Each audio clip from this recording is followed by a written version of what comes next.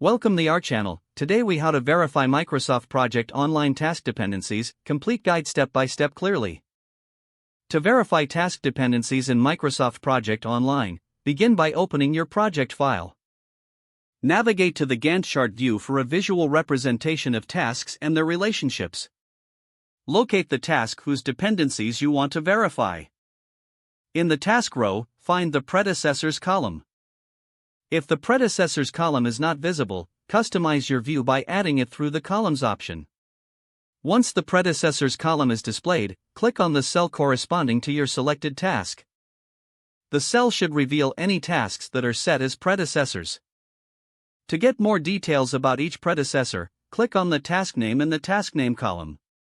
This action will open a task information dialog box. Inside the dialog box, switch to the Predecessors tab. Here, you will see the full list of predecessor tasks along with their relationship types.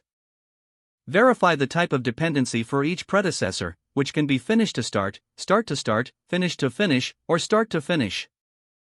If you need to modify any dependencies, select the relevant predecessor task and click on the Edit button. Make any necessary adjustments to the type of dependency or task relationship. Confirm your changes by clicking OK in the dialog box. To check for any potential issues, utilize the Task Path feature. Select the task again and go to the Format tab. Click on Task Path and choose Predecessors to view the chain of dependencies visually. You can also ensure no tasks are missing dependencies by reviewing the Gantt chart for any gaps or unlinked tasks. Save your project to maintain any changes made to the task dependencies. Finally, review your project schedule to ensure all tasks are correctly linked and dependencies are functioning as intended. If the page does not load, refresh the browser or try again in a private or incognito window. Make sure you are using the correct email address, then retype it carefully to avoid small typos. If your password is not accepted, use the reset option and create a new strong password you can remember.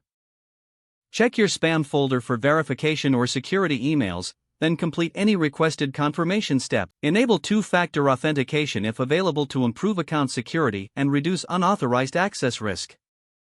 After signing in, review your profile details so your contact information and settings are accurate and current. If you see an error message, note it down and try again after restarting your device and internet connection. Don't forget to like this video and subscribe to our channel for more step-by-step tech guides.